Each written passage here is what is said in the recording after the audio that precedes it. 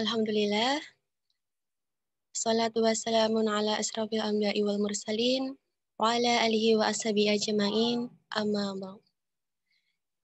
Yang terhormat, Ibu Salis Yuniardi, MPSI PhD, Psikolog, selaku Dekan Fakultas Psikologi Universitas Muhammadiyah Malang, yang kami hormati Bapak Zainul Anwar, SPSI, MPSI Psikolog, dosen dan wakil Dekan 3 Fakultas Psikologi Universitas Muhammadiyah Malang, selaku pembicara pada malam hari ini, yang kami hormati Ibu Nandi Agustin Syakarofat, SPSI MA, dosen Fakultas Psikologi Universitas Muhammadiyah Malang, selaku pembicara pada malam hari ini.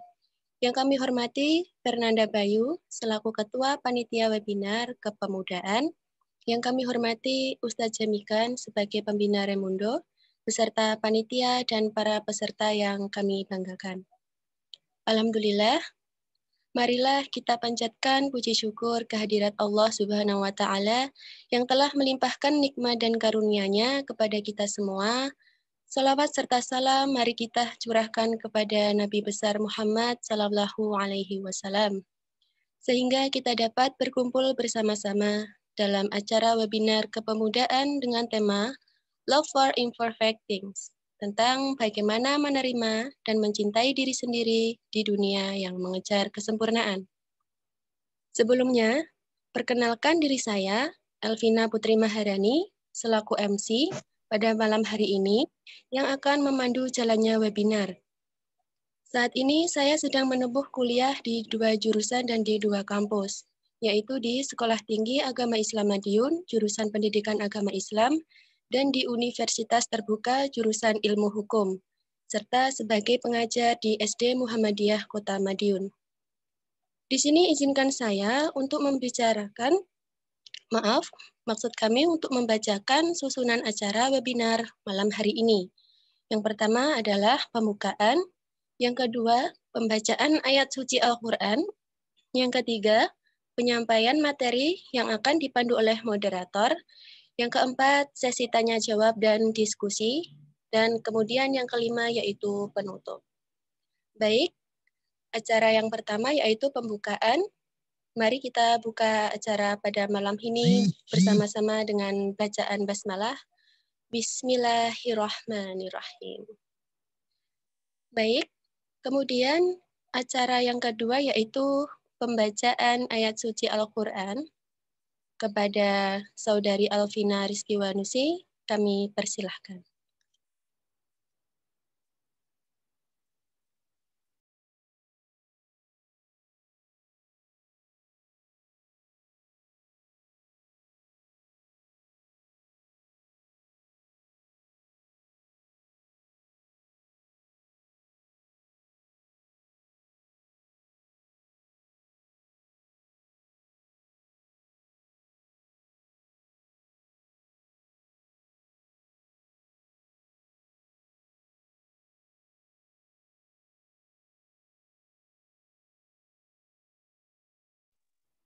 Kepada Saudari Alvina Rizky Wanusi, apakah sudah siap untuk membacakan ayat suci Al-Quran?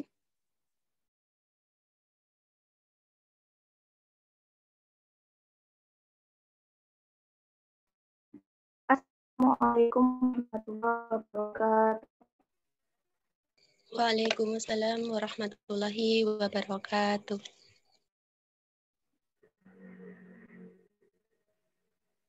A'udzu billahi minasyaitonir rajim. Bismillahirrahmanirrahim. Ulaika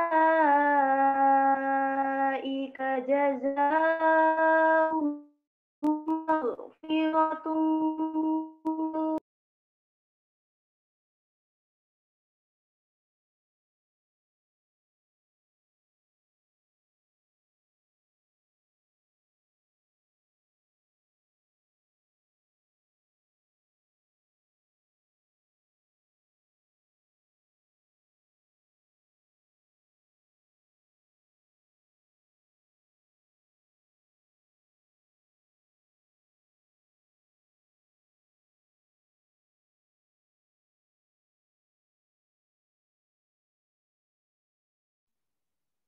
Mohon maaf, sepertinya terdapat sedikit kendala, teman-teman.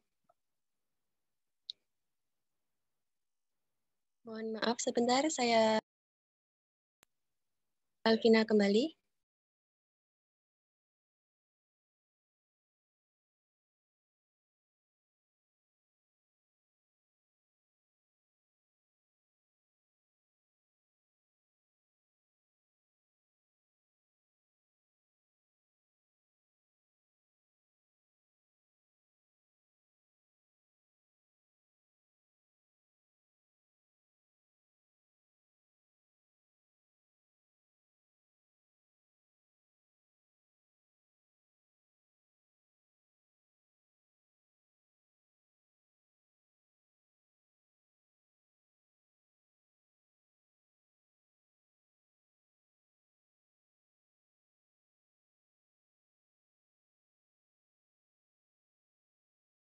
Baik, mohon maaf akan kepada Saudari Jariana Nia Rahmawati.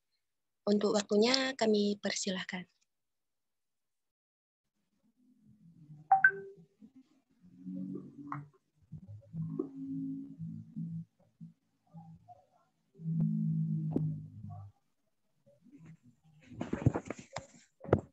Baik, sebentar.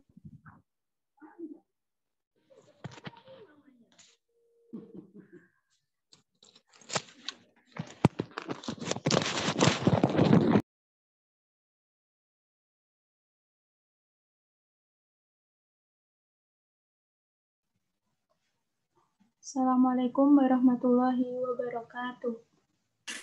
Waalaikumsalam warahmatullahi wabarakatuh. Waalaikumsalam. A'udzu billahi minasy syaithanir rajim. Bismillahirrahmanirrahim. Amma yatasaalun 'anil naba'il 'adzim alladzi hum fihi mukhtalifun. Kalla saya'lamun. Tsumma kalla saya'lamun. Alam naj'alil arda mihada wal jibala autada wa khalaqnakum azwaja wa ja'alna nawmakum subata wa ja'alna al-laila libasa.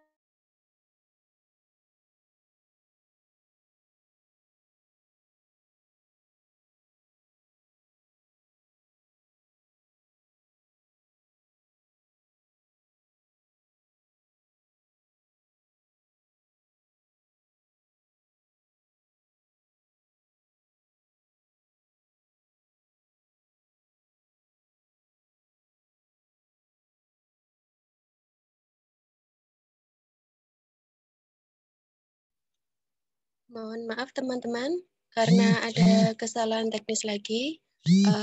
Coba saya hubungi kembali, nggih.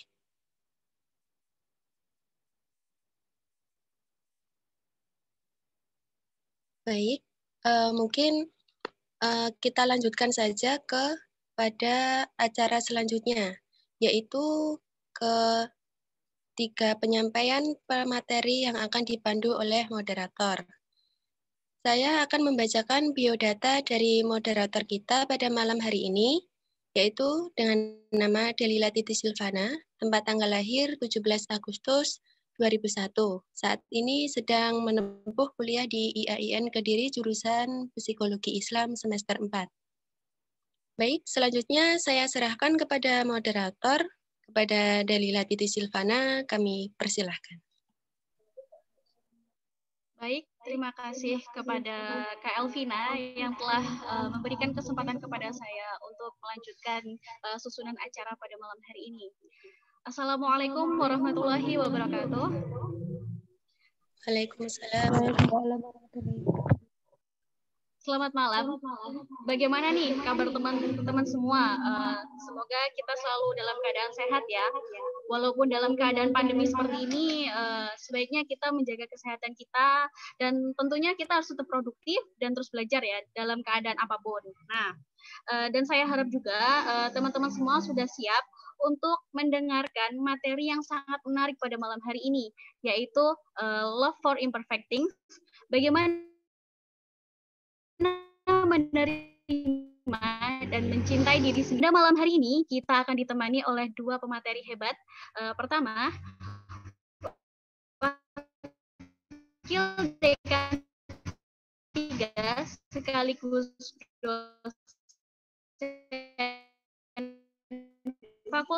dosen Fakultas Psikologi Universitas Muhammadiyah Malang, Ibu Nandi Agustin SPSI MA. Gimana nih teman-teman? Pemateri pada malam hari ini luar biasa sekali kan? Ya, tanpa basa-basi, sepertinya juga teman-teman juga sudah nggak sabar ya ingin mendengarkan materi pada malam hari ini. Baik, saya akan memberikan kesempatan kepada Bapak Zainul Anwar untuk menyampaikan materi yang pertama. Sebelumnya, saya akan membacakan CV Bapak Zainul Anwar terlebih dahulu. Kepada operator, bisa share screen.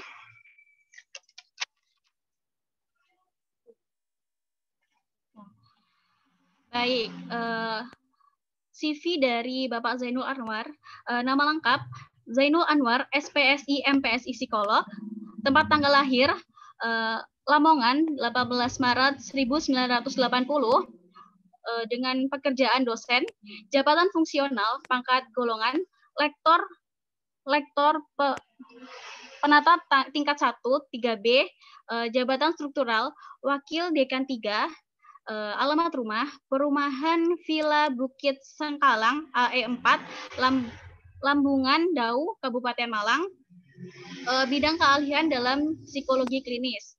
Riwayat pendidikan, S1 Universitas Muhammadiyah Malang dengan bidang ilmu psikologi, S2 Universitas Muhammadiyah Malang, bidang ilmu psikologi, dan beberapa pengalaman serta penghargaan yang telah diperoleh oleh Bapak Zainul Anwar, salah satunya yaitu pengembangan program psikoedukasi untuk mengelola stres, cemas, dan depresi pada mahasiswa yang sedang menempuh skripsi tahun 2020.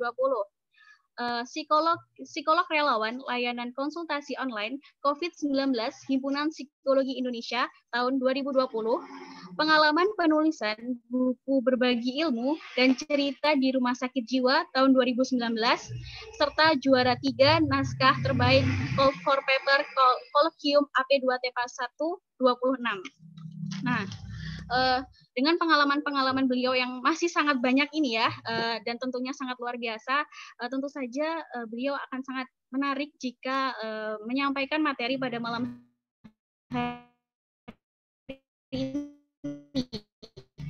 Baik, langsung saja.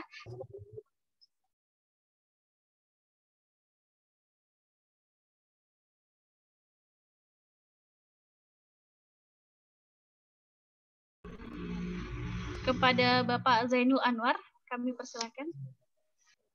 Oke, terima kasih. Mohon maaf, tidak dengar. Assalamualaikum warahmatullahi wabarakatuh. Waalaikumsalam warahmatullahi wabarakatuh. Alhamdulillahirabbil alamin. Allahumma shalli ala Muhammad. Rabbi zidni ilman nafi'an warzuqni fahman. Pertama kita panjatkan puja dan puji syukur kehadirat Allah Subhanahu wa taala yang mana pada malam hari ini alhamdulillah kita diberikan kenikmatan yang luar biasa ya. Kenikmatan berupa iman ya, berupa kesehatan ya, berupa kesempatan sehingga kita bisa berjumpa dalam Zoom meeting pada malam hari ini. Yang kedua, sholawat serta salam semoga senantiasa terlimpahkan kepada junjungan kita Nabi besar Muhammad SAW yang telah membimbing kita dari jalan yang gelap menuju jalan yang penuh dengan cahaya keimanan. ucapkan terima kasih telah diberikan kesempatan untuk berbicara, untuk diskusi ya dengan adik-adik dari pemuda relawan Madiun ya. Dan saya ucapkan terima kasih, ini ada dari bapak-bapak dari PP INKA yang juga hadir. Alhamdulillah bisa bertemu. Salam dari Pak Dekan, mohon maaf belum bisa hadir karena beliau kurang enak badan. Mudah-mudahan beliau kasih kembali. Serta saya ucapkan terima kasih pada para pembina yang sudi meluangkan waktu begitu ya untuk membina generasi muda yang insya Allah ke depan akan menjadi pemimpin bangsa yang berkualitas ya untuk memajukan bangsa dan negara kita ini. Saya mohon izin untuk menyampaikan materi yang sudah disampaikan ke saya ya terkait dengan love for imperfect thing ya, bagaimana menerima diri sendiri di dunia yang mengejar kesempurnaan. Tadi sudah disampaikan perkenalan ya.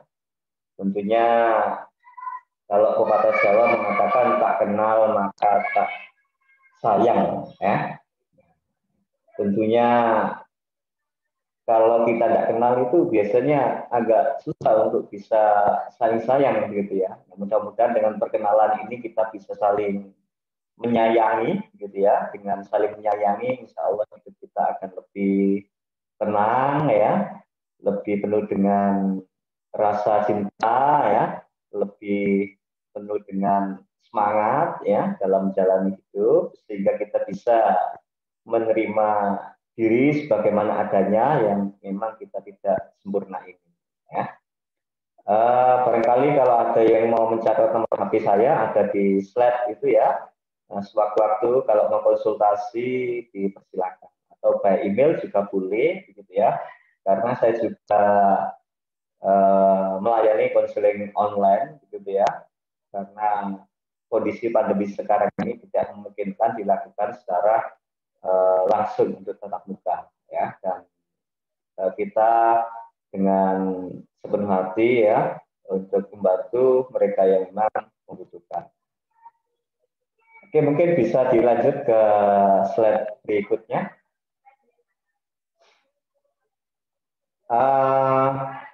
Terus terang ketika saya diberikan putus-putus ya suaranya ya. Waduh, mungkin koneksi ya. Buat koneksi. Apakah masih putus-putus suara saya? Jelas kok, Bang. Oh jelas. Oh, mungkin sinyal yang di sana barangkali ya. Kalau sinyal saya warnanya merah itu tandanya kondisinya jelek. Tapi kalau putih itu masih bagus begitu ya. Nanti bisa dilihat di kamera saya itu kalau warnanya merah itu kondisi jelek. Tapi kalau putih bagus, kalau kuning itu kurang bagus. Oke, saya lanjutkan ya. Saya cukup tertarik sekali ketika diberikan tema ya, itu sebenarnya terkait dengan buku ya yang diberikan, dan saya senang sekali ternyata pemuda-pemuda di Madiun ini sangat senang dengan dunia-dunia kebijaksanaan gitu ya, dunia kebijaksanaan ya. Love for imperfect thing ya, memang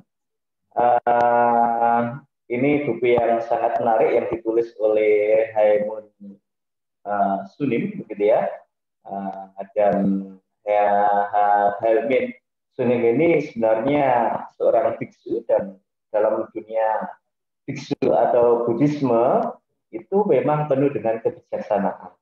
Ya. Nanti akan saya sampaikan sekilas begitu ya terkait dengan love imperfect thing, dan nanti juga akan saya coba untuk mengkritisi sekilas, dan nanti akan saya korelasikan dengan dunia psikologi gitu ya, sehingga kita akan menemukan titik temu agar kita itu lebih penuh dengan love ya, lebih penuh dengan cinta, lebih penuh dengan kebijaksanaan dalam menjalani hidup ini. Ya, saya akan cepat aja biar nanti banyak didiskusi. Oke, next, barangkali bisa dilanjutkan. Nah, salah satu juga statement penting dalam buku itu ya, true freedom is being without anxiety about imperfection. Ya, kebebasan sejati adalah tanpa kecemasan tentang ketidaksempurnaan. Ya, ini memang kalimat yang sangat bijaksana sekali. Ketika kita itu sudah tidak merasa cemas dengan kondisi apapun, itu memang dalam bahasa Buddhis itu dikatakan sebagai kebebasan sejati, ya, sejati. Namun secara fitrah, namun secara fitrah manusia itu tidak bisa lepas dengan yang namanya anxiety ya, atau kecemasan, ya, karena itu memang fitrah manusia, ya. Tetapi yang terpenting adalah bagaimana sinyalnya.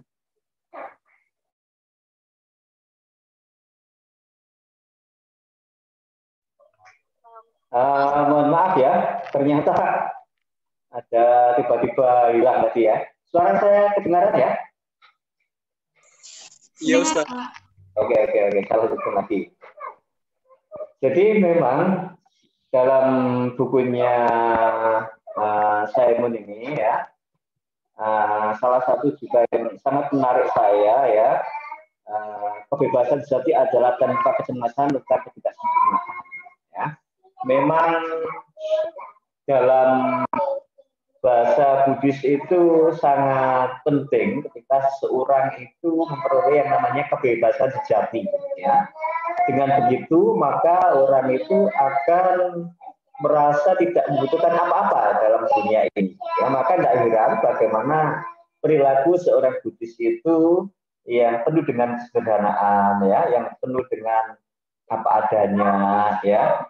Nah itu artinya dia mencoba untuk menerapkan tidak adanya lagi kecemasan, ya. Dia mencoba untuk membebaskan diri dari kehidupan dunia, sehingga disebut dengan adanya the true freedom, ya, kebebasan sejati. Tapi perlu diingat ya, kita sebagai manusia itu pasti memiliki kecemasan ya sebagai fitrah. Ya. Nah, dalam dunia psikologi itu bagaimana kita bisa mengelola itu?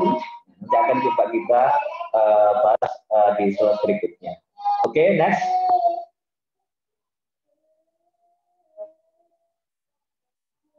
Oke. Salah satu poin juga dalam buku ini ya dikatakan ya, where to care for yourself, ya, the word care to find the words of care, ya. Ini salah satu statementnya Sunim ya, biksu Sunim ini ya. Ketika Anda merawat diri sendiri terlebih dahulu, ya, dunia mulai menganggap Anda layak untuk dirawat.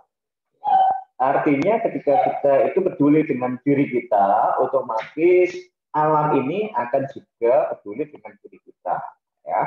Namun sebaliknya, ketika seseorang itu sudah tidak peduli dengan dirinya, maka otomatis juga alam itu juga tidak peduli dengan dirinya. Artinya diri kita ini adalah miniatur alam itu sendiri, gitu ya. Jadi kalau kita sendiri tidak memperhatikan diri kita, bagaimana alam akan memperhatikan diri kita? Ya, ini memang kata-kata yang sangat filosofis sekali, yang sangat bijaksana sekali, dan memang dalam bahasa Buddhis itu sangat juga sering disampaikan, ya, agar kita itu lebih tenang, ya, dan peduli dengan diri kita. Ya. Oke, next.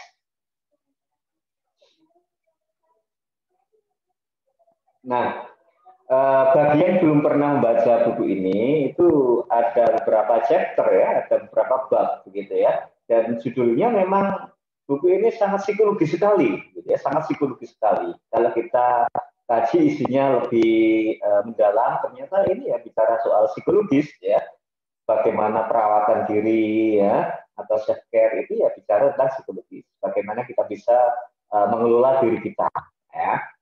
terus keluarga, ya itu juga di psikologi juga dikaji empati. Ya ini intinya di psikologi itu adalah empati. Nah, ini juga luar biasa sekali dikaji dalam buku ini. Ya. Hubungan atau relationship ini juga sangat penting, ya. Cuman di sini dikatakan ada on Zen retreat, ya. Ini salah satu teknik atau model tentang bagaimana meditasi dalam Buddhisme, gitu ya. Orang kalau lagi kecewa ya itu melakukan meditasi, ya itu di dunia Buddhis itu memang terkenal dengan meditasinya, gitu ya. Ada juga healing, ya di psikologi juga ada, ya itu memang sangat buku ini saya kira beliau biksu ini juga mempelajari tentang psikologi, sehingga bukunya ini sangat sangat erat sekali dengan ilmu psikologi.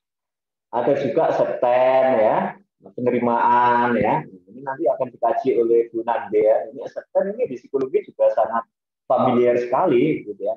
Jadi bagi teman-teman kalau baca buku ini bisa memahami, ya insya Allah ya bisa diambil nilai-nilai positifnya, ya sebagai diri kita agar kita lebih bijaksana, ya untuk menata diri kita, ya ataupun berhubungan dengan orang lain.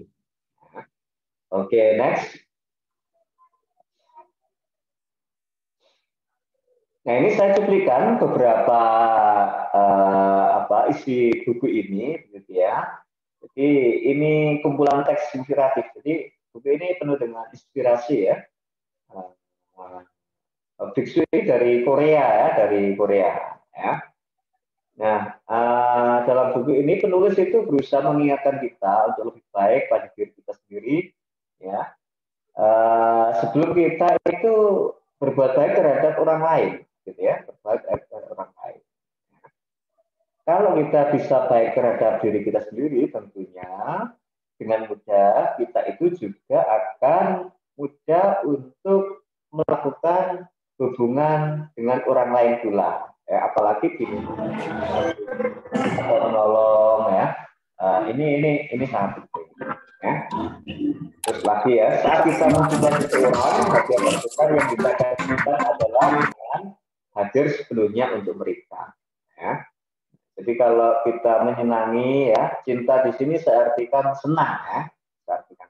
Kalau kita mencintai seseorang, ya hadiah terbesar yang bisa kita berikan adalah dengan hadir sepenuh untuk mereka. Hadir sepenuhnya itu ya otomatis kita ada dalam dirinya, ya dalam pikirannya, dalam hatinya, ya tidak hanya dalam bentuk fisikly saja, ya tidak hanya dalam bentuk fisikly saja. Suatu kali saya ikut pelatihan, ya pengembangan diri, ya, ketika instruktur meminta kami untuk memberitahu apa yang kami kuasai, saya katakan bahwa saya pandai mendengarkan. Tapi dia mencibir jawaban saya karena dianggap mendengarkan bukanlah sesuatu yang berharga. Saya merasa tidak enak, ya atas penolakannya, tetapi saya tahu saya benar. Menjadi pendengar yang baik itu berharga. Nah, dalam psikologi itu juga menjadi sangat penting sekali.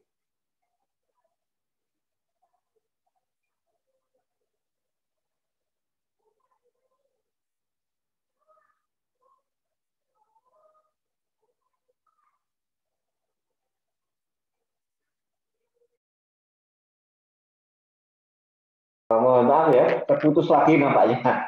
Iya, nggak apa-apa, Ustadz. Nggak apa-apa, Ustadz. Oke, saya lanjutkan lagi, ya. Jadi salah satu pengalaman dari biksu ini itu salah satu poin juga menjadi penting, ya. Di psikologi itu juga memang poin pentingnya itu kemampuan bisa mendengarkan. Orang psikolog atau konselor, ya ketika menterapi itu memang dibutuhkan kemampuan mendengarkan. Tidak semua orang bisa mendengarkan, ya. Karena mendengarkan ini butuh fokus, butuh attention, ya butuh perhatian, ya butuh kesabaran, gitu ya. Nah, itu udah banyak orang bisa mendengarkan karena seringkali orang itu pengen untuk mendominasi ya, dengan berbicara itu kan kita itu selalu ingin mendominasi. Namun dalam kajian psikologi, mendengarkan itu menjadi hal yang juga sangat penting, khususnya mendengarkan aktif. Mendengarkan aktif itu bagaimana kita bisa hadir ketika mendengarkan seseorang itu, baik pikiran, hati kita itu dengan orang tersebut. Ya, bukan kita mendengarkan, tetapi pikiran kita malah tidak ada di situ, gitu ya. Contoh misalkan seperti ini, begitu ya, kita hadir dalam Zoom meeting seperti ini, tetapi pikiran kita tidak ada di sini. Nah, itu dikatakan mendengar yang kurang aktif. Ya. Mendengarkan adalah tindakan cinta, mendengarkan dengan terbuka, sabar, ya, penuh perhatian. Jadi kemampuan mendengarkan ini sangat penting. Di psikologi dipelajari bagaimana kita bisa mendengarkan secara aktif, ya. Kalau mata kuliahnya itu di mata kuliah intervensi psikologi atau di mata kuliah konseling, itu akan dipelajari di situ. Ya. Oke, next berikutnya.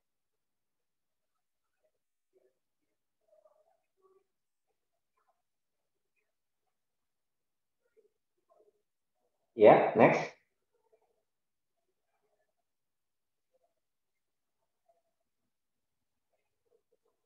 Oke. Nah, ini adalah Biksu Hemin, ya, Sunim ya, panggilannya Biksu Hemin begitu ya. Nama lengkapnya Rian Boksuju sebenarnya ya, ini kebangsaan Amerika ya, karena lahir di sana begitu ya. Nah, ini ya. Jadi gelarnya Buddhist teacher, guru Buddhis ya, tapi juga penulis ya. Dia lulusan dari Harvard begitu ya. Nah, buku yang cukup legendaris yang ditulisnya ini ya, tahun 2012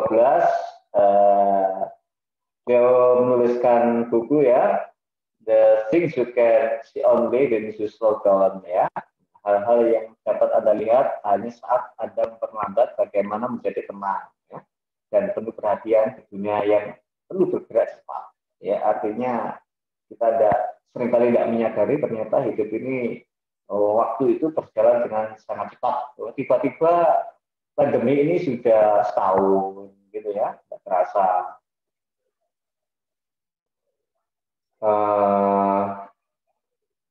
Oke, saya lanjutkan lagi ya. Maaf ini ternyata jaringan mungkin jadi itu lagi kurang bagus. Iya, Ustadz, nggak apa-apa. Nggak apa-apa, Pak. Nggak apa-apa. Mungkin videonya bisa di stop dulu, nggak apa-apa videonya supaya lebih stabil suaranya. Oke. Oh iya. Oke, bisa saya. Oke ya. Mungkin bisa jadi karena videonya itu kan. Oke, next berikutnya.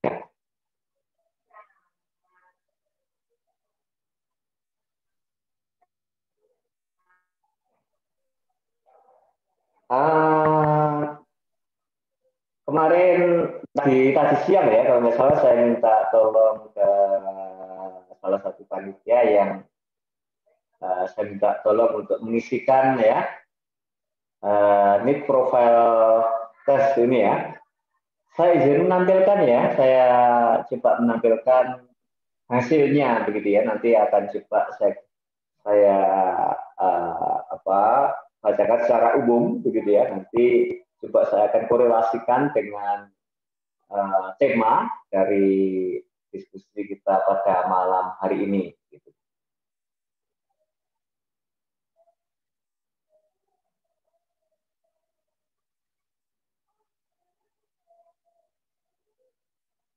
Bisa saya mencoba untuk menampilkan share screen hasilnya ini. Oke ya.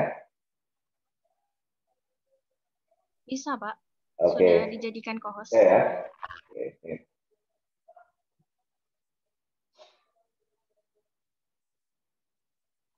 Sudah muncul ya? Sudah, Pak. Ya. Ya. Sudah ya, Ustadz. Oke, ini alhamdulillah yang isi ada 50 responden ya, ada 50 responden. Alhamdulillah yang isi ada 50 responden ya dari 5. Yang pertama ini yang pertama.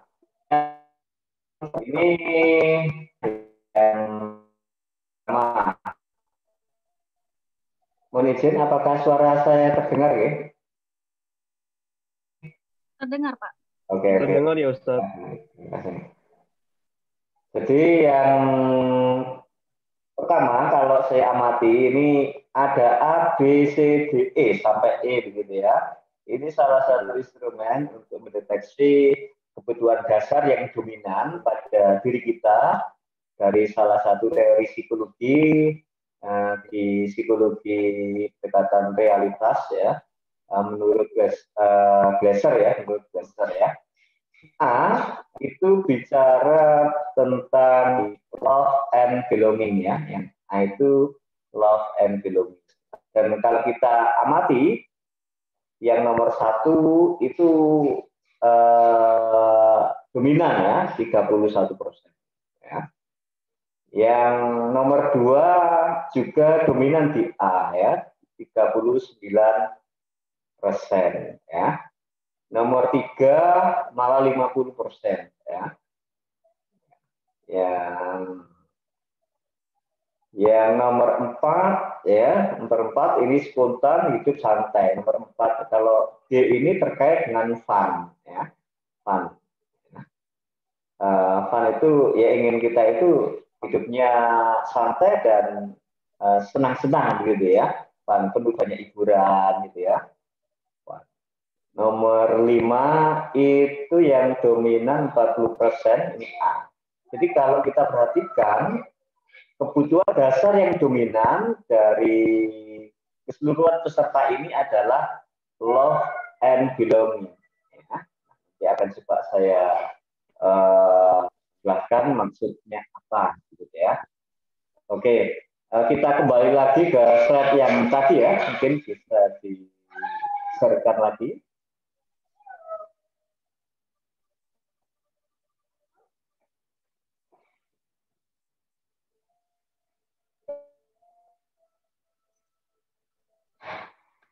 Oke, next ke slide berikutnya ya.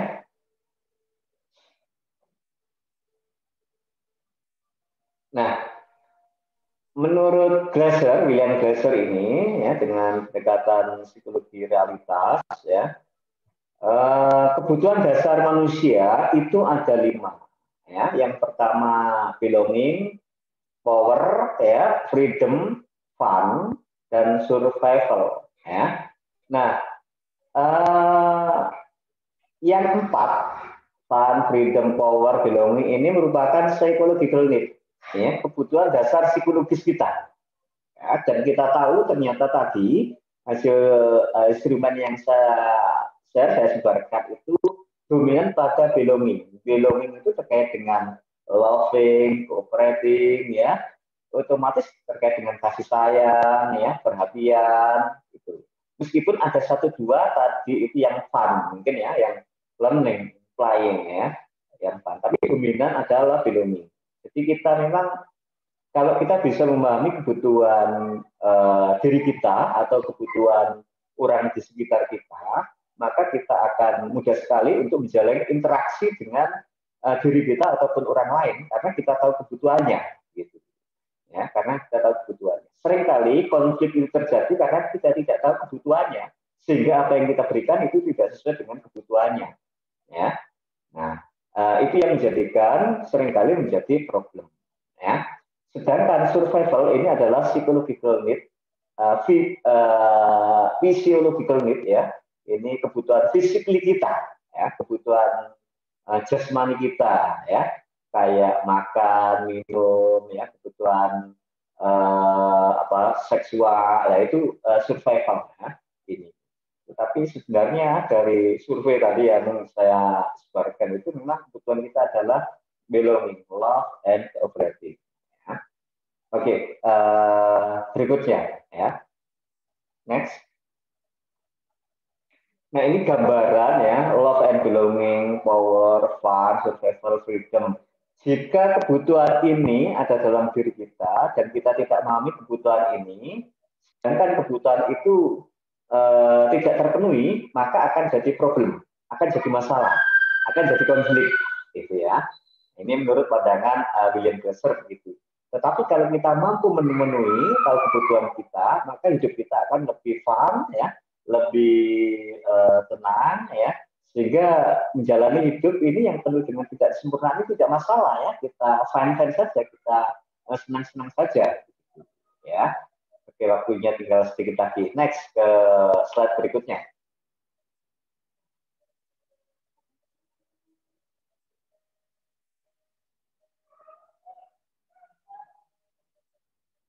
Ya, next. Oke. Nah, William Glasser ini merumuskan, ya, namanya choice theory reality therapy ini yang disebut dengan perilaku total atau total behavior. Itu ada 4 komponen dalam diri kita, ya. Yang pertama itu behavior atau tindakan. Yang kedua itu pikiran, ya, atau akal kita. Yang ketiga itu perasaan atau emosi. Dan yang keempat ini adalah fisiologi atau fisikly kita, ya. Dan semua komponen tersebut terjadi di setiap waktu dalam diri kita. Ketika kita merubah satu komponen, maka 3 komponen yang lain akan ikut berubah. Otomatis akan ikut berubah. Nah, kita hanya bisa merubah atau mengontrol komponen tindakan dan pikiran kita saja. Ini menurut Glasser begitu ya, dalam pandangan psikologinya. Jadi yang mampu kita rubah dalam diri kita itu cuma behavior atau tindakan dan pikiran kita. Emosi atau perasaan, fisiologis atau fisik kita itu kerjanya otomatis, ya, otomatis. Ya. Jadi kalau kita ingin merubah diri kita, yang kita rubah adalah pikiran kita atau behavior kita atau perilaku kita atau tindakan kita. Maka emosi kita atau perasaan kita ataupun fisik kita itu otomatis akan mengikuti. Contoh misalkan adik-adik ini diputus cinta oleh pacarnya, ya, merasa stres, sedih, galau, ya, maka kita nggak bisa merubah perasaan ini. Termasuk fisik kita, otomatis akan mengikuti. Orang yang stres secara fisik akan mudah terserang penyakit, ya, imunnya menurun, ya. Perasaannya akan jadi sedih, itu secara otomatis. Maka yang kita rubah itu bisa melalui pikiran atau perilaku atau tindakan.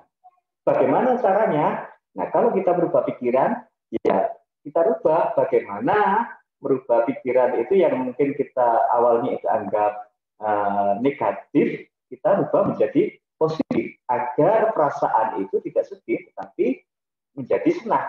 Contoh misalkan habis diputus pacarnya, kita bisa rubah pikiran kita menjadi positif. Alhamdulillah diputus pacarnya, diputus pacar, bisa cari yang lain misalkan, ya. Jadi kita merubah pikiran kita yang awalnya negatif menjadi positif, maka otomatis perasaan itu akan tidak lagi sedih atau tidak lagi menjadi stres, gitu. Termasuk tindakan atau behavior kita. Kalau kita itu susah untuk bangun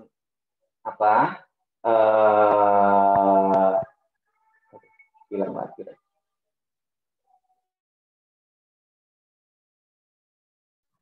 Selagi kita menunggu sinyal dari Pak Zainul stabil, alangkah baiknya nanti teman-teman bisa mulai menyiapkan pertanyaannya nih buat nanti saat sesi diskusi dan tanya jawab.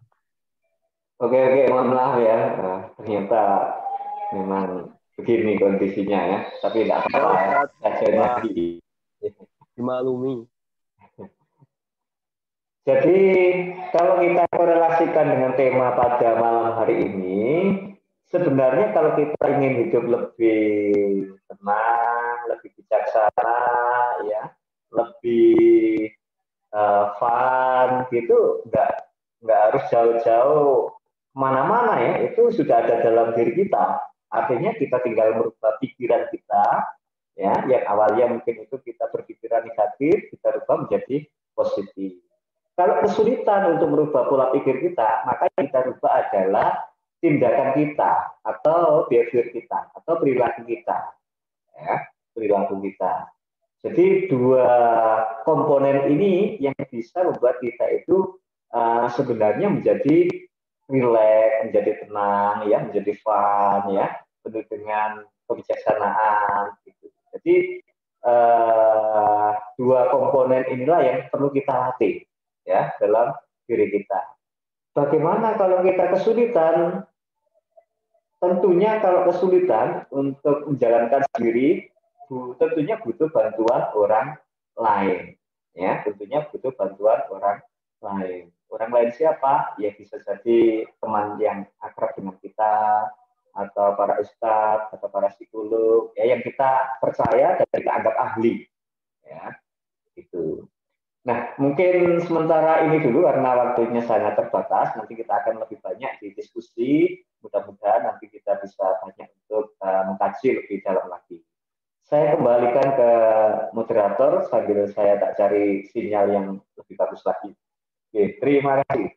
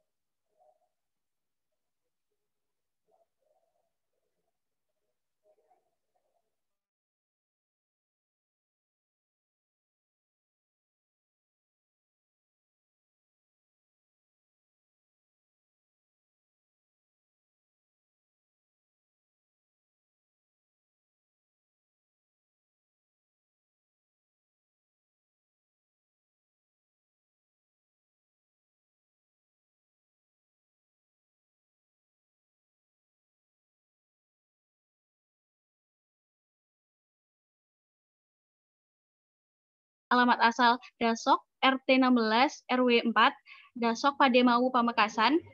Untuk riwayat pendidikannya sendiri, SDN Dasok 3 Pademau Pamekasan, lulus pada tahun 2004, SMPN Al-Ittihad Al-Islami Camplong Sampang, lulus tahun 2007, SMA Muhammadiyah 1 Pamekasan, lulus tahun 2010, Fakultas Psikologi Universitas Muhammadiyah Malang, lulus pada tahun 2014, Fakultas Psikologi Universitas Gadjah Mada, lulus tahun 2017.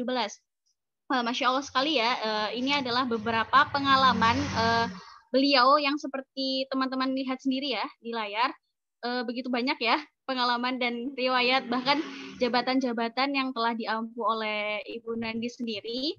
Mungkin saya akan bacakan salah satunya, di antaranya di tahun kemarin beliau menjadi juri pemilihan putra-putri batik Kabupaten Pamekasan yang diselenggarakan oleh Dinas Pariwisata dan Kebudayaan Kabupaten Pamekasan. Dan masih banyak lagi ya teman-teman, mungkin nanti kita bisa share CV beliau. Selanjutnya, tanpa berlama-lama lagi, kita langsung saja masuk ke materinya. Kepada Ibu Nandi Agustin, kami persilahkan.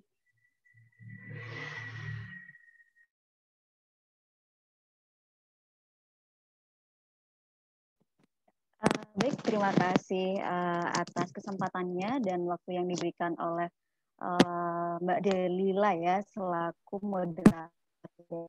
Luar biasa sekali, saya sangat senang malam ini karena diberi kesempatan untuk belajar dan berbagi begitu ya dengan teman-teman semuanya di sini. Ya, saya rasa teman-teman di sini adalah generasi yang sangat luar biasa di mana waktunya ya banyak dihabiskan untuk kegiatan-kegiatan yang positif begitu ya. Mungkin di banyak tempat gitu ya, pemuda-pemuda yang seusia teman-teman saat ini lebih suka untuk jalan-jalan, hangout, nongkrong segala macam, tapi luar biasa teman-teman di malam Senin ini ya, di hari Minggu malam Senin ini teman-teman meluangkan waktunya untuk berkegiatan positif. Luar biasa sekali ya, saya sangat menghargai gitu. Langsung saja mungkin saya akan to the point aja ke poin atau materi yang akan disampaikan ya terkait love for imperfect things, bagaimana menerima diri sendiri di dunia yang mengejar kesempurnaan. Nah, Pak Zainul tadi sudah membahas banyak sekali ya, khususnya terkait kecemasan. Kenapa sih kemudian seseorang tidak bisa menerima dirinya gitu ya? Salah satunya mungkin karena ada faktor kecemasan. Nah, di sini saya akan lebih membahas poin intinya terkait apa sih penerimaan diri gitu ya. Kenapa sih saya harus mengejar kesempurnaan? gitu. Apa kaitannya antara penerimaan diri dan kesempurnaan gitu ya. Sedangkan kita tahu ya yang namanya manusia pasti nggak luput dari salah-salah, dari hilaf, dari ya dosa gitu ya, sehingga untuk mengujar kesempurnaan pun ya kita tahu manusia tidak ada manusia yang sempurna gitu ya. Meskipun mungkin kita telah oleh Allah diciptakan sebagai makhluk yang sebaik-baik makhluk ya dibandingkan dengan makhluk yang lain gitu. Tapi untuk manusia sendiri ya memang kita tidak bisa sempurna ya dalam seoptimal mungkin kesempurnaannya begitu. Oke. Ya. Slide saya kelihatan ya teman-teman ya. Kelihatan Ustazah. Ya. Kelihatan, Nus. Pernah mendengar apa itu self acceptance atau penerimaan diri ya? Ini saya rasa nggak asing ya.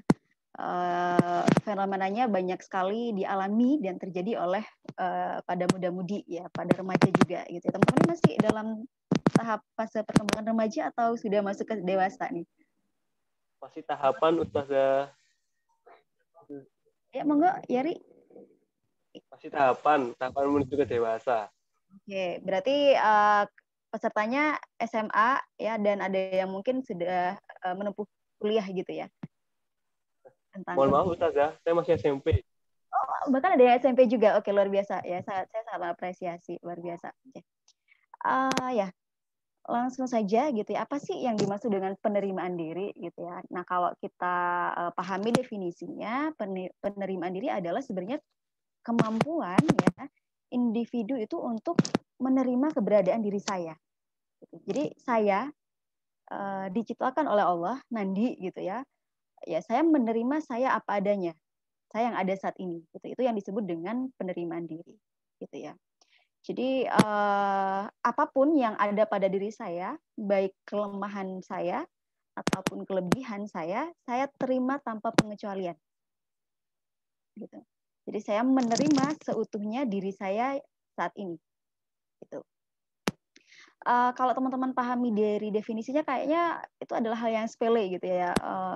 Ya penerimaan diri kayak udah wajar gitu ya. Tapi apakah betul gitu ya teman-teman sudah menerima diri teman-teman apa adanya gitu ya. Kalau misalnya saya tanya gitu ya saat ini teman-teman yang hadir semuanya, seberapa ya teman-teman di sini menghargai dirinya sendiri. Kalau misalnya saya berikan pilihan angka gitu dari 1 sampai 10. Kalau 1 itu saya sangat kurang menerima diri saya, kalau 10 saya sangat menerima diri saya apa adanya. Kalau misalnya saya tanya kepada teman-teman, ya saya berikan pertanyaan seperti ini, kira-kira teman-teman akan menjawab di range angka berapa? Boleh jawab? 8. 8. Oke. Biasa. Menjawab angka 8 mungkin karena punya pengalaman yang sangat panjang gitu ya. Jadi sudah merasakan asam manis ya kehidupan gitu ya. Tapi kalau yang teman-teman yang masih SMP gitu ya, saya coba tanya satu aja contohnya. Kalau saya minta teman-teman pilih 1 sampai 10, teman-teman kira-kira memilih angka berapa? Sejauh mana teman-teman merasa telah menerima diri teman-teman?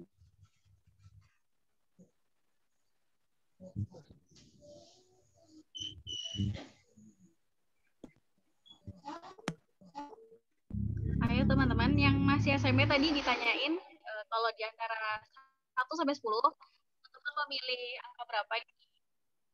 Mungkin kalau malu bisa cek di room chat ya. Atau langsung memilih angka berapa? Milih nomor 9. Kalau malu bisa cek di contoh.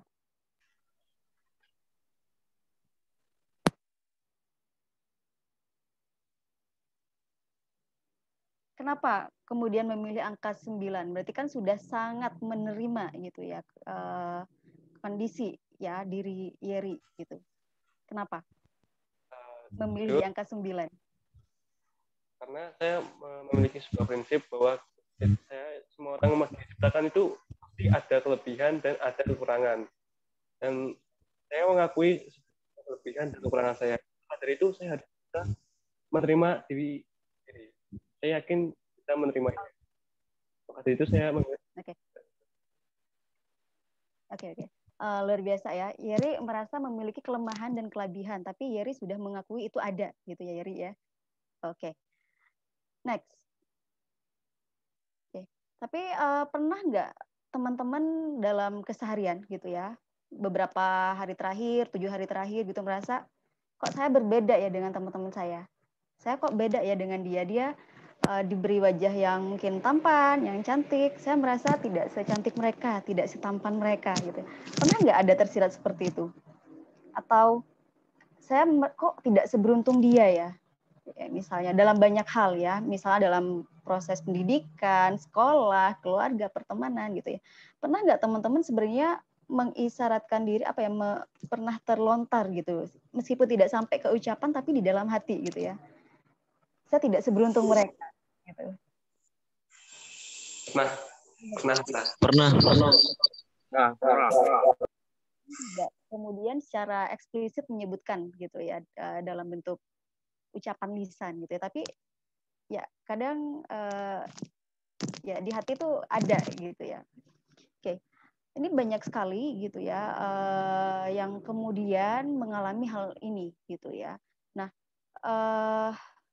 membandingkan ya hal-hal yang kemudian teman-teman lakukan, membandingkan diri teman-teman dengan diri orang lain, apalagi ketika teman-teman fokus kepada hal-hal yang negatif, kepada hal-hal yang sifatnya lebih ke aspek kekurangan yang dimiliki, sehingga teman-teman tidak melihat sisi positifnya, itu akan berdampak secara psikologis gitu. Jadi ada banyak sekali dampak-dampak psikologis yang akan dirasakan ketika teman-teman tidak menerima diri teman-teman apa adanya. Ketika teman-teman terus membandingkan diri teman-teman dengan yang lainnya, ya.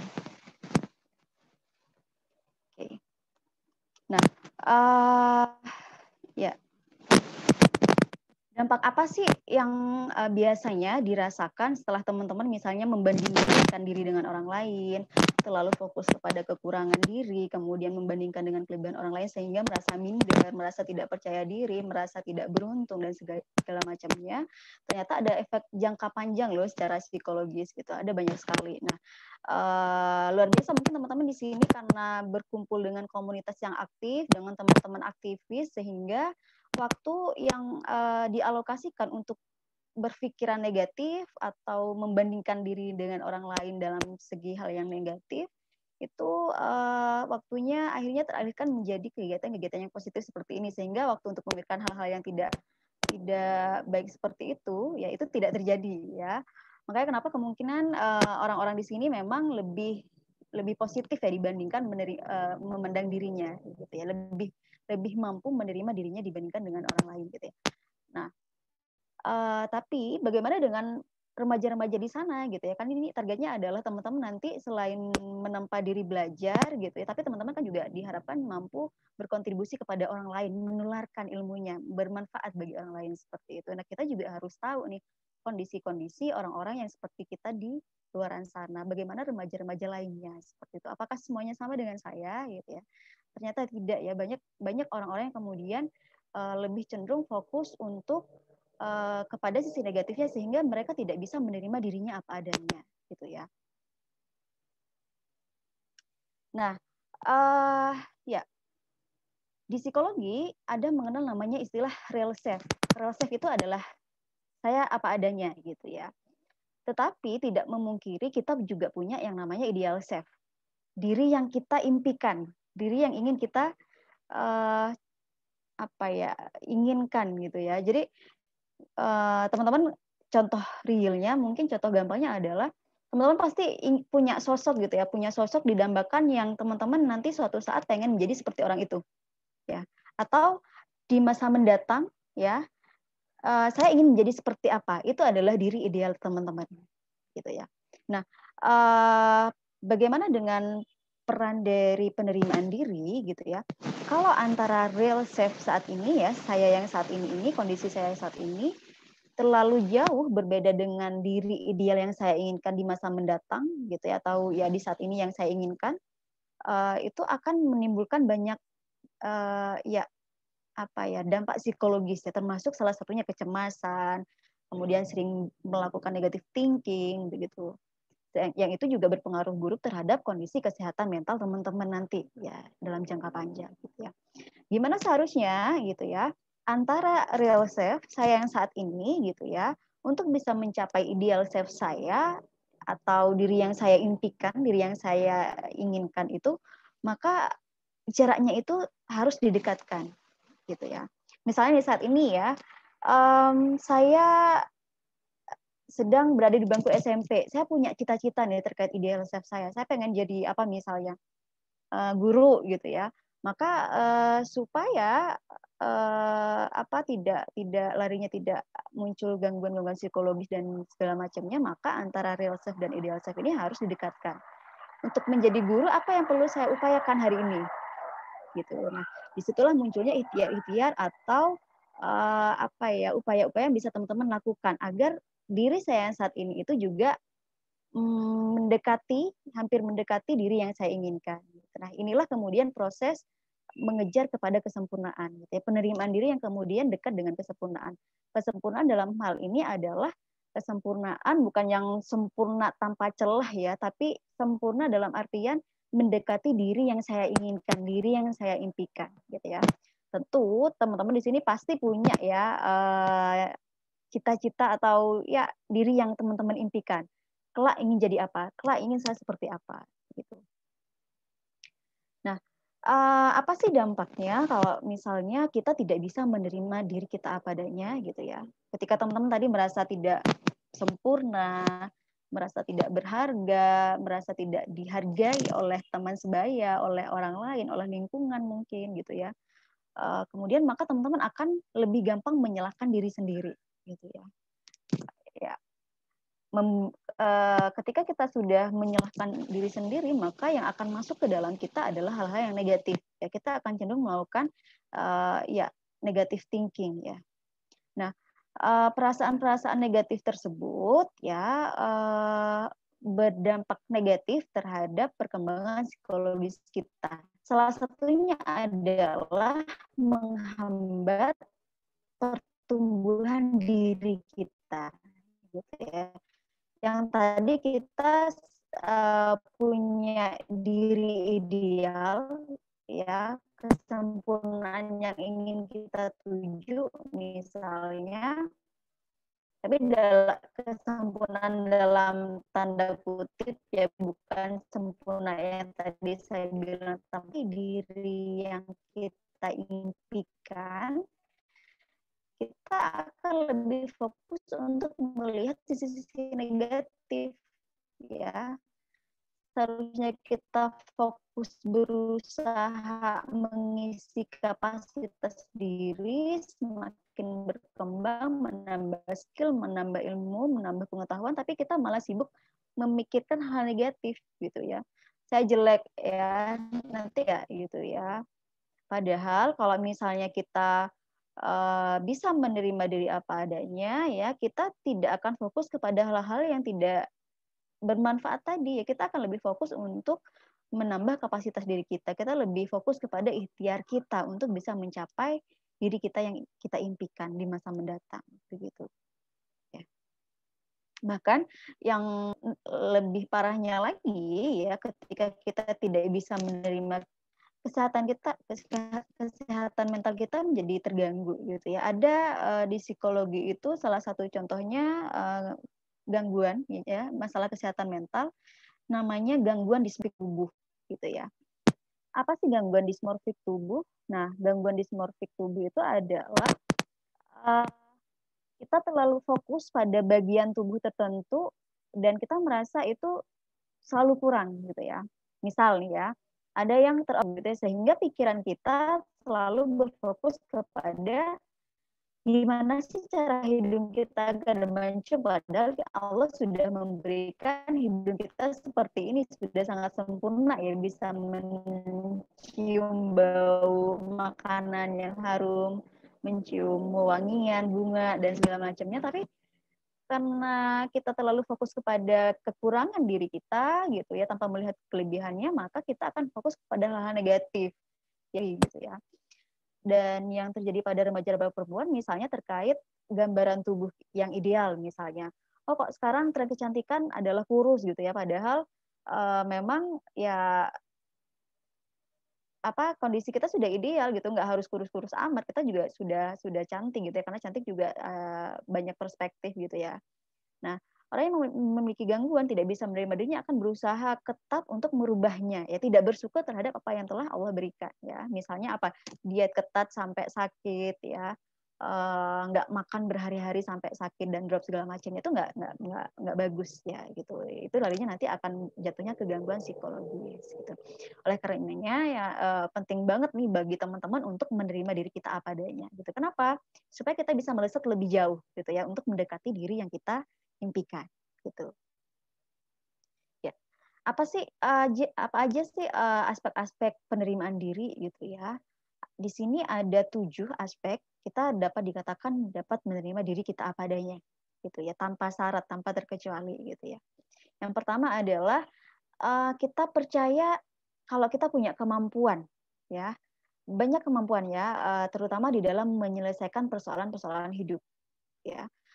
Kita hidup sebagai manusia tentu tidak akan luput dari masalah, benar ya? Ada nggak orang yang hidup tanpa ada masalah? Hidupnya anteng terus gitu. Kemudian nggak ada ya. Nggak ada yang sempurna itu ya. Nah, kita dikatakan bisa menerima diri adalah ketika kita yakin ya, kalau punya masalah saya harus bisa menghadapi, saya harus bisa menyelesaikan, gitu ya. Kenapa? Kalau saya punya masalah, tidak mungkin orang lain akan menyelesaikan ya. Siapa lagi? Ya saya, kayak gitu ya. Kenapa? Karena kalau kita punya masalah tidak diselesaikan, masalah yang lain akan datang bertubi-tubi. Benar ya? Kita punya satu masalah, kita selesaikan, ada kemungkinan masalah yang datang. Ya, itu wajar. Tiap hari seperti itu. Ya. Tapi bagaimana kemudian caranya kita dapat menyelesaikannya? Kita yakin bahwa kita mampu menuntaskan persoalan-persoalan tersebut.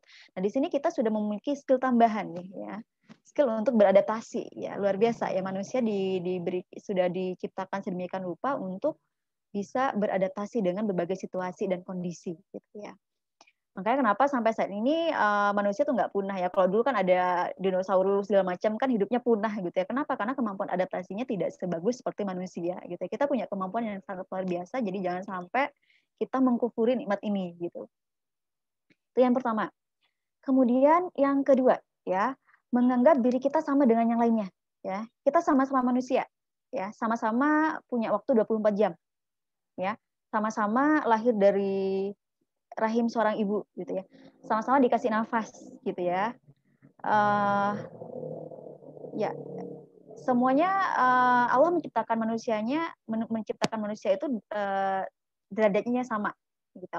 Allah nggak pernah pilih kasih gitu ya, derajatnya sama gitu ya.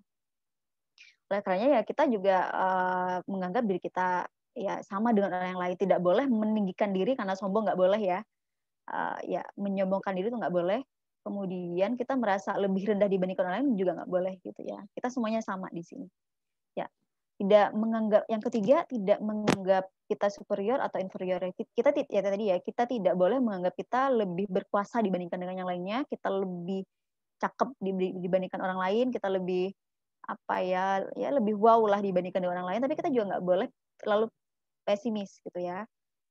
Saya nggak seperti dia. Saya orangnya ya begini jelek gitu kan, saya nggak pede gitu, saya nggak bisa tampil, saya nggak bisa sekolah karena ya saya nggak percaya diri untuk ketemu orang banyak, itu nggak boleh ya, itu akan sangat menghambat ya.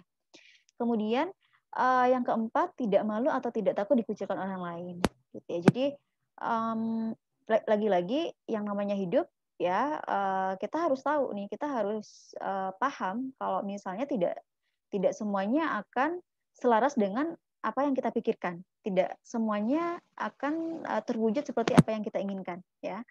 Ada yang suka sama kita, ada juga mungkin yang nggak suka sama kita, itu wajar gitu ya. Ada baik dan buruk gitu ya, itu fitrah ya. Jadi memang kita harus paham itu dulu ya.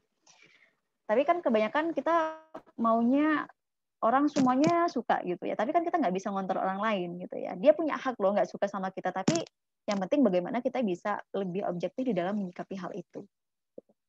Kemudian yang kelima gitu ya, kita dapat mempertanggungjawabkan segala tindakan atau perbuatan yang kita lakukan gitu ya. Jadi kita dapat dikatakan menerima diri kalau misalnya kita mampu bertanggung jawab gitu ya. Kalau misalnya nih teman-teman pelajar ya, sekolah itu kan tugas dan tanggung jawab teman-teman gitu ya. Ya teman-teman harus betul-betul tuh ketika menuntut ilmu, ketika belajar gitu ya. Kenapa? Itu adalah pertanggungjawaban teman-teman gitu ya. Kenapa? Orang tua sudah mengeluarkan biaya banyak gitu ya, sehingga teman-teman ya memang salah satunya bertanggung jawab untuk lebih bersungguh-sungguh di dalam menuntut ilmu gitu. Nah, ya teman-teman nggak akan rugi gitu ya. Kemudian yang keenam ya, memiliki standar hidup yang jelas dan nggak ikut-ikutan. Nah, ini yang sering terjadi pada remaja gitu ya. Yang namanya remaja itu biasanya lebih senang bergaul dengan temannya.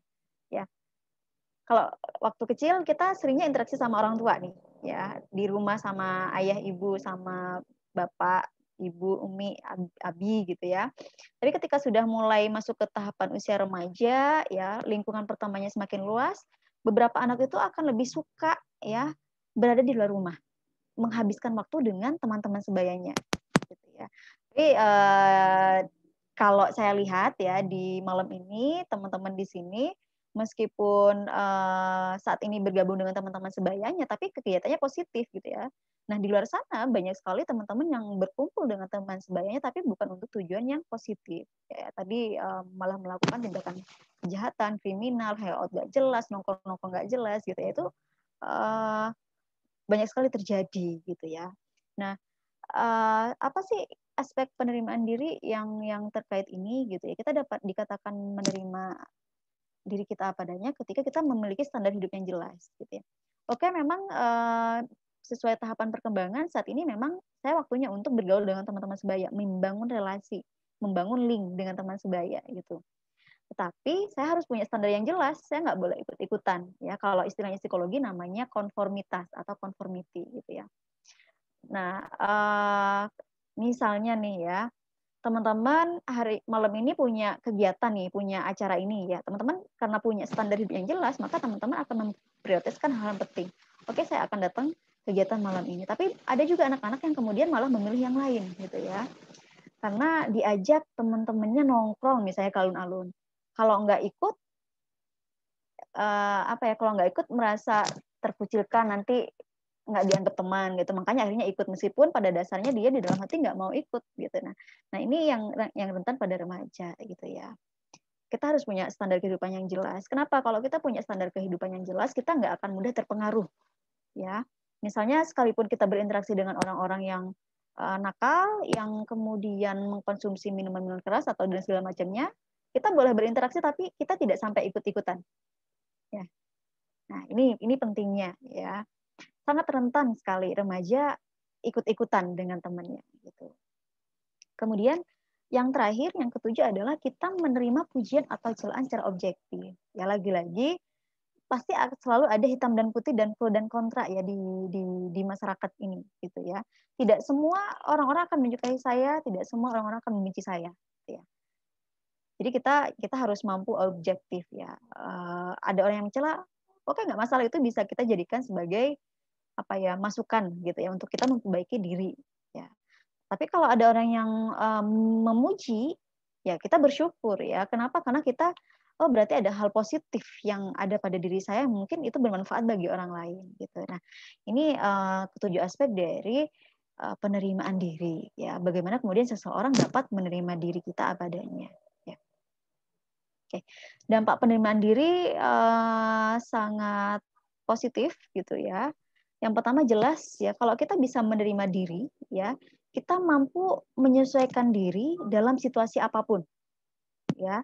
Baik menyesuaikan diri dengan kondisi yang saya alami saat ini ataupun dengan kondisi yang ada di luar diri saya gitu ya.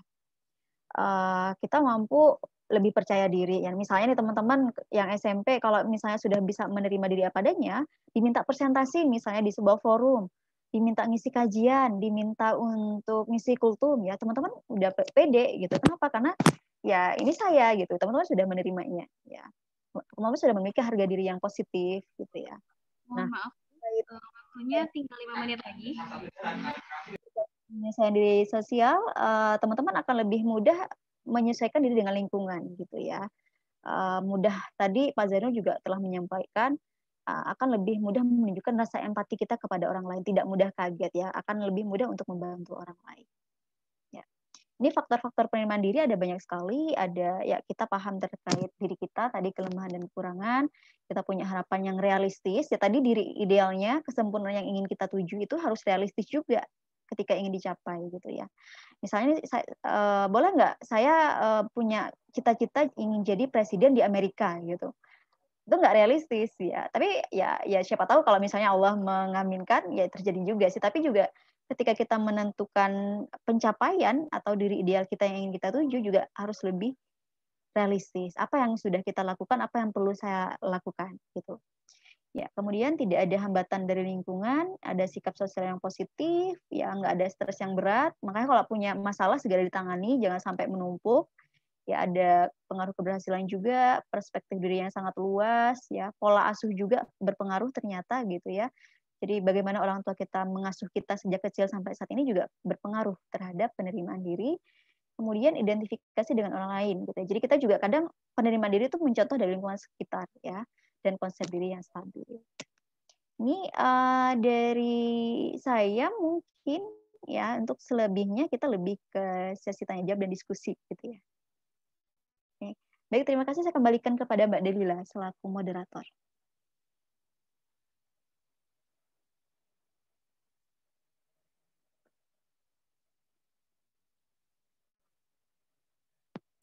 Baik, terima kasih kepada Ibu Nindya atas materi yang telah disampaikan. Gimana nih teman-teman? Materinya sangat menarik bukan? Untuk sebelum kita masuk ke sesi diskusi, mungkin saya ingin sedikit bertanya kepada Pak Zainul Anwar terkait psikologi juga.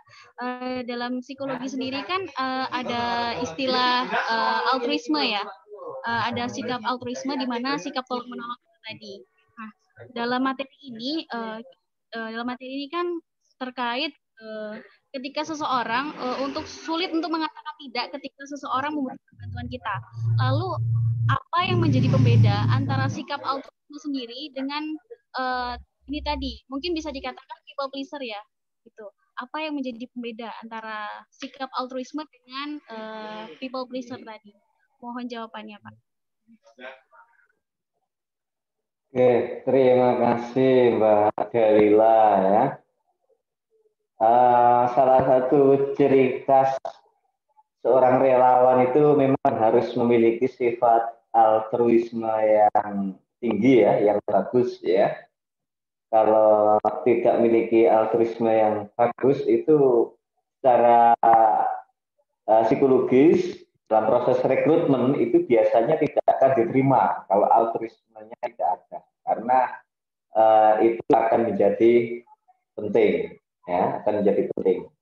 Kalau tidak memiliki sikap-sikap altruisme itu sebagai seorang relawan ya, artinya kita mengabdikan diri untuk memberikan layanan terhadap masyarakat ya, sosial, itu pasti akan seringkali timbul problem ya, baik problem dengan diri sendiri ataupun problem dengan orang lain ya, dengan orang lain ya. Itu yang terkait dengan altruisme tadi ya, altruistik itu. Mohon maaf Mbak Delila, tadi bedanya kenapa tadi yang saya kurang jelas tadi suaranya? People pleasure, menyenangkan orang lain. Selalu iya. Menyenangkan orang lain ya. Jadi sebenarnya secara hakikat dua-duanya itu tidak memiliki makna yang perbedaan yang signifikan ya, karena inti keduanya sebenarnya adalah bagaimana kita membantu orang lain. Dengan menyenangkan orang lain itu sebenarnya juga kita membantu. Cuman perlu kita lihat konteksnya, karena penempatan konteks itu yang kurang tepat ya. Contoh misalkan seorang penyanyi, seorang ngisi hiburan itu kan memberikan kesenangan terhadap orang lain, tapi dalam konteks untuk membantu, ya, altruisnya itu tidak ada. Tetapi seorang altruisme yang sebagai seorang relawan, seorang yang membantu, itu otomatis juga akan memberikan rasa untuk menyenangkan orang lain.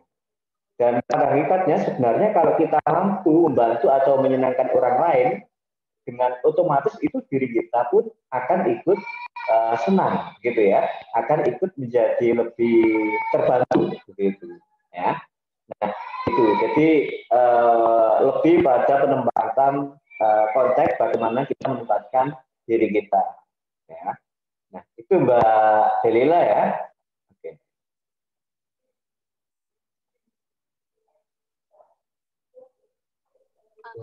Ya Pak, baik. Terima kasih atas jawabannya. Mungkin selanjutnya kita akan buka sesi diskusi dan tanya jawab ya. Bagi teman-teman yang ingin bertanya, bisa menggunakan format nama, asal, dan pertanyaannya, lalu dikirimkan di room chat ya. Baik, ini ada pertanyaan dari Kak Lavenia Patwiningstias dari Madiun. Saya mau bertanya kepada Ibu Nindi, bagaimana cara kita menanamkan rasa keyakinan bahwa kita akan tetap baik-baik saja dan tidak berlarut dalam kesedihan apabila ada hal buruk dari lingkungan kepada kita? Ya, baik. Terima kasih atas pertanyaannya. Ini luar biasa ya.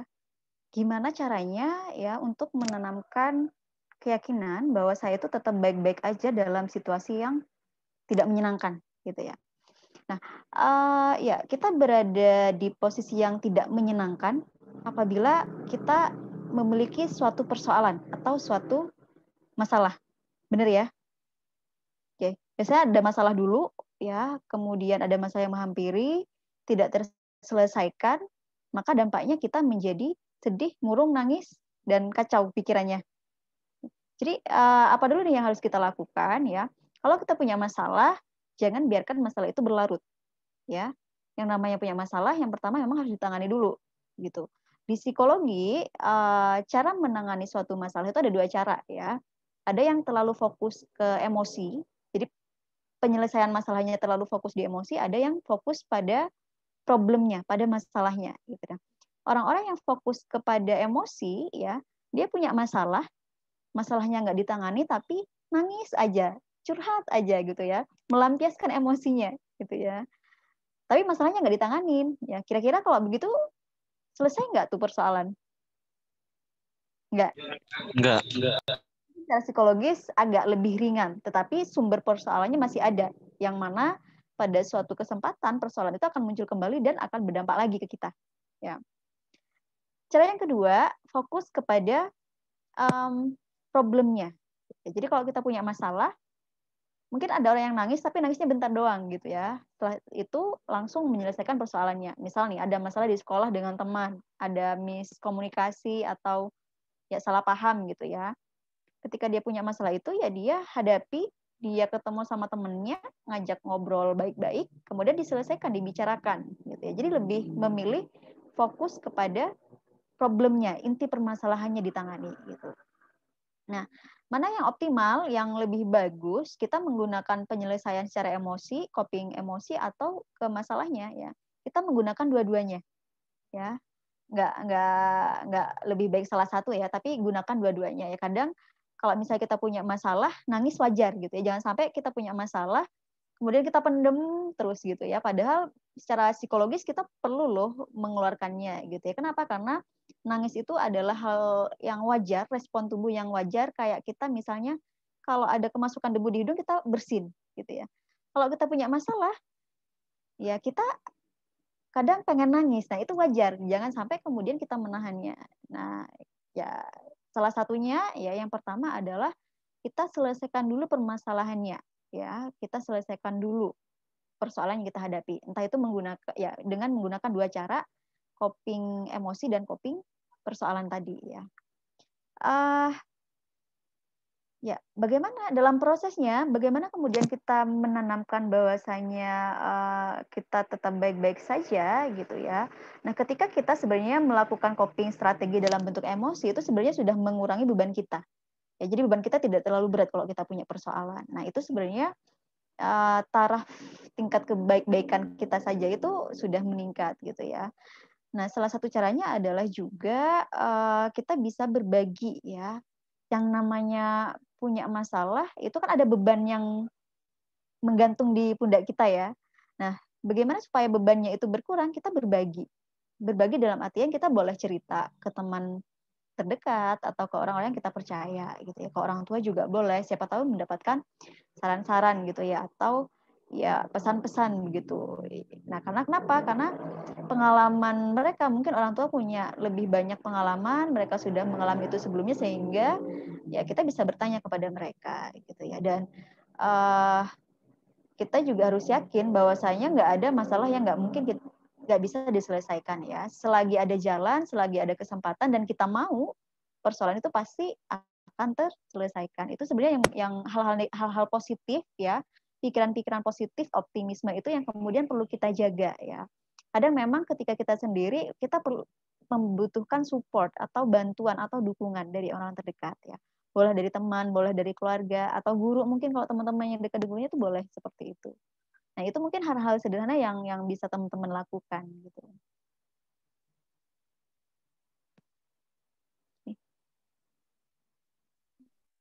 Ya.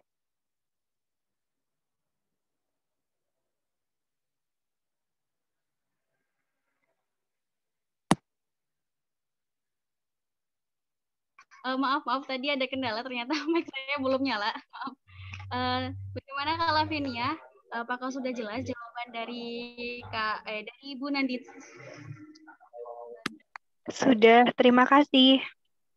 Nah, baik, kalau sudah, kita langsung saja ke pertanyaan kedua dari Kak Lutfia Santika dari Malang. Saya ingin bertanya kepada Ibu Nandi, dari materi yang telah disampaikan, salah satu faktor penerimaan diri adalah tidak ada hambatan dari lingkungan. Lalu jika lingkungan itu merupakan lingkungan yang toksik dalam artian saling menjatuhkan, tidak saling support, dan lain-lain, lah bagaimana cara kita menyikapi hal tersebut, Bu? Begitu. Oke. Ya, ini menarik banget ya, karena remaja ya, jadi memang bahasanya adalah terkait seputar pergaulan ya, seputar pertemanan dengan teman sebaya. Gimana kalau misalnya saya berada dalam lingkungan yang toksik ya, toksik dalam artian selalu ngajak ke hal-hal yang buruk ya, ke hal-hal yang negatif ya. Yang seharusnya mungkin malam ini harus datang ke kajian seperti ini, diajaklah untuk hangout ke alun-alun, nongkrong gitu ya mungkin. Ya sesekali mungkin nggak apa-apa ya untuk refreshing, tapi kalau terus-terusan mungkin juga nggak baik ya. Selain membuat dompet semakin tipis karena kita juga uang jajan masih dikasih orang tua, ya kita juga harus tahu waktu gitu ya. Kalau misalnya mau hangout dengan siapa aja, tujuannya ngapain gitu ya, kita juga harus jelas. Nah, gimana kalau misalnya kita berada dalam lingkungannya seperti itu, selama kita mempunyai standar hidup yang jelas ya, kita punya prinsip hidup yang kita pegang betul ya, secara teguh gitu ya, kita tidak akan mudah untuk melakukan konformitas atau ya ikut-ikutan dengan teman sebaya gitu. Nah, bagaimana kalau mereka kemudian menjatuhkan diri kita? Ya, kita punya pilihan ya, kita hidup selalu punya pilihan ya, mau A, yang B, C atau D. Bahkan pilihannya banyak sekali ya. Tinggal teman-teman harus segera memutuskan. Kalau teman-teman berada di lingkungan yang toksik, yang menjatuhkan teman-teman tinggal memilih apakah mau tetap bertahan di sana atau mau mencari lingkungan yang baru, yang lebih positif. Nah, itu teman-teman sebenarnya bisa memilih ya, bisa tegas terhadap diri gitu. Kalau misalnya tetap kekeh berada di lingkungan seperti itu ya, teman-teman juga harus paham konsekuensi jangka panjangnya apa buat teman-teman gitu. Ini perlu dialog dengan diri sendiri untuk kemudian memahami apa yang terjadi pada saya saat ini dan bagaimana saya di lingkungan saya seperti itu. Ya. Itu dari saya mungkin. Baik, terima kasih atas jawabannya, Bu. Selanjutnya ada pertanyaan lagi dari Kak Anjari tadi dari Madiun. Saya mau bertanya kepada Pak Zainul Anwar, kenapa mencintai atau mengapresiasi diri sendiri itu menjadi hal yang penting untuk memelihara kesehatan mental? apakah mencintai diri sendiri hanya cukup dengan mengatakan ke diri sendiri bahwa saya mencintai diri saya sendiri, atau ada treatment lain yang lebih efektif untuk mencintai diri sendiri, Pak? Begitu. Oke, terima kasih Mbak Lila ya dari Anjariani. Ya, Mbak. Ini Mbak ya, Mbak Anjariani ya. Jadi sebenarnya kalau kita ingin mencintai diri kita sendiri itu tidak cukup dengan mengatakan saya mencintai diri sendiri, gitu ya. Itu awal, ya, itu awal, ya, itu awal. Tapi yang lebih penting dari itu adalah seperti yang tadi saya sampaikan di slide terakhir tadi itu ya. Pertama itu terkait dengan pola pikir, ya, pola pikir atau akal kita, gitu ya. Bagaimana kita itu selalu berusaha untuk berpikir positif, ya, berpikir positif. Itu yang pertama. Karena berpikir itu sama dengan mengundang apa yang kita pikirkan itu sebenarnya kita mengundang apa yang kita pikirkan itu. Kalau yang kita pikirkan itu negatif, ya yang datang ya yang negatif itu. Ya, jadi ibaratnya kemampuan berpikir itu seperti magnet, ya, seperti magnet, ya, menarik apa yang kita pikirkan, apa yang kita pikirkan. Gitu. Jadi yang pertama dengan menerapkan untuk selalu berpikir positif, ya, terhadap diri kita, ya. Nah, apapun adanya kita itu bukan karena kemauan kita. Ya. Contoh misalkan kita lahir di Indonesia itu kan bukan kemauan kita. Ya. Ya. Kita lahir dari ayah ibu kita itu kan juga bukan kemauan kita. Ya. Tetapi ada kekuatan yang di diri kita sehingga kita tidak mampu mengontrolnya, ya, disebut dengan Tuhan, ya, atau kita itu Allah, gitu ya. Ya, dengan berpikir positif dari diri kita,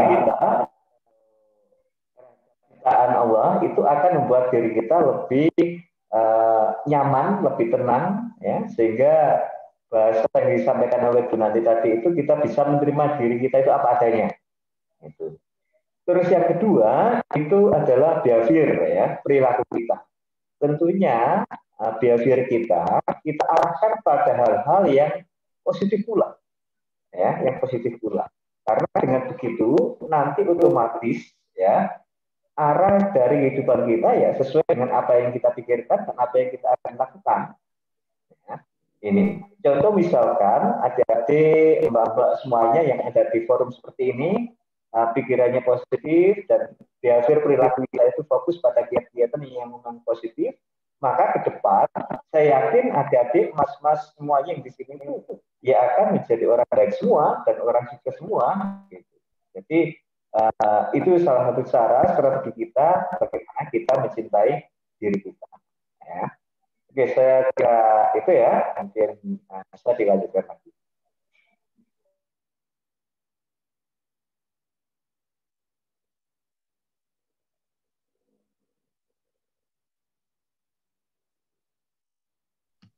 Oke, baik. Terima kasih atas jawabannya.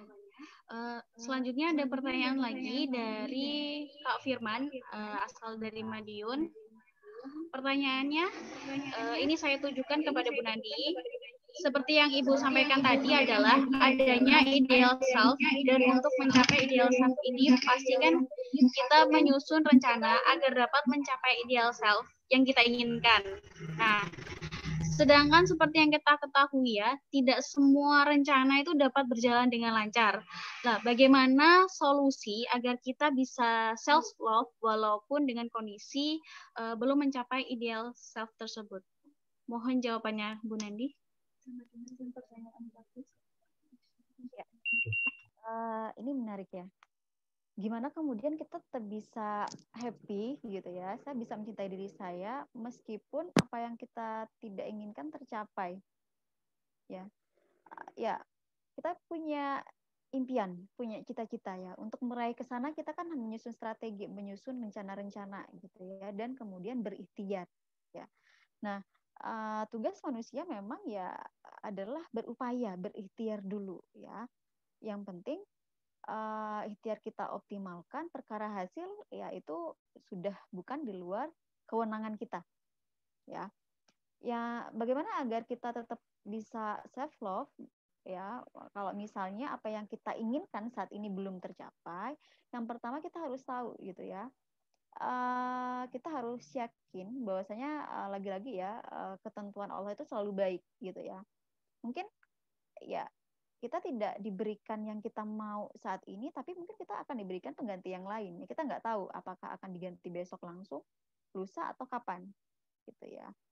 Nah, kemudian bagaimana cara agar kita tetap merasa happy ya, padahal kita sudah berusaha sedemikian rupa ya, kita harus mengevaluasi dulu gitu ya, dari sekian banyak usaha, rencana mana yang kemudian kita evaluasi yang belum optimal dalam prosesnya gitu ya. Siapa tahu usaha kita kan masih setengah-setengah nih gitu ya.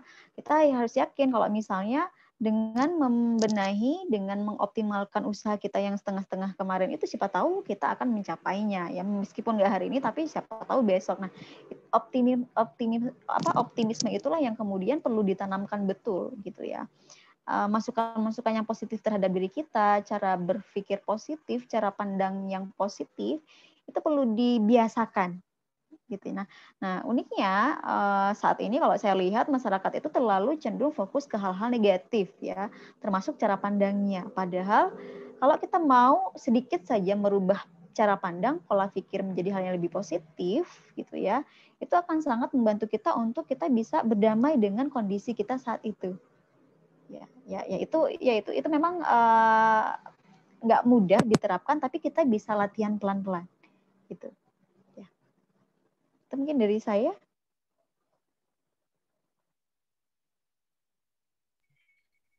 Baik, terima kasih atas jawabannya, Bu. Selanjutnya, ini ada pertanyaan lagi dari Titis Nutfawuri dari Prodi Psikologi Unika Widya Mandala Surabaya, Kampus Kota Madiun. Izin bertanya kepada Ibu Nindi, apakah kita dituntut untuk selalu bisa menerima keberadaan orang lain, sedangkan orang lain belum tentu bisa menerima keberadaan kita sendiri? Mohon jawabannya, Bu. Karena ini mahasiswa psikologi, ya langsung saya jawab aja ya, karena waktunya juga udah mau habis. Kita di psikologi ada yang kita mengenal dengan istilah individual differences. Tiap orang itu unik, tiap orang itu berbeda, gitu ya. Saya dengan keunikan saya sendiri, Delila dengan keunikan Delila sendiri, Pak Zainul dengan keunikan Pak Zainul sendiri, gitu ya. Yang harus kita lakukan adalah kita menerima perbedaan itu, ya. Jadi nggak masalah ya orang lain mau seperti apa, yaitu memang kondisi yang wajar berbeda ya, tidak selalu mereka harus sama dengan kita. Nah, pemahaman-pemahaman itu terkait adanya keunikan pada diri individu masing-masing ya, kelebihan masing-masing, kekurangan masing-masing, yaitu kalau kita paham betul ya, kita menyadari hal itu memang ada, ya itu akan lebih mudah untuk membantu kita untuk menerima orang lain ya, terlepas apapun keberadaannya ya.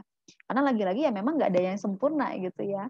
Kalau mau cari manusia yang sempurna itu nggak ada gitu. Ya sekalipun artis mungkin yang punya nama yang sudah terkenal ya, dia pasti punya sedikit kelemahan gitu. Jadi kita nggak bisa menuntut orang lain menjadi sempurna. Sedangkan diri kita sendiri kita yakin, kita tahu kita nggak sempurna gitu ya. Pemahaman-pemahaman sederhana itu yang memang perlu kita tanamkan, kita biasakan ya. Ada proses pembiasaan untuk merubah cara pandang, merubah cara pikir dalam menilai diri sendiri ataupun orang lain.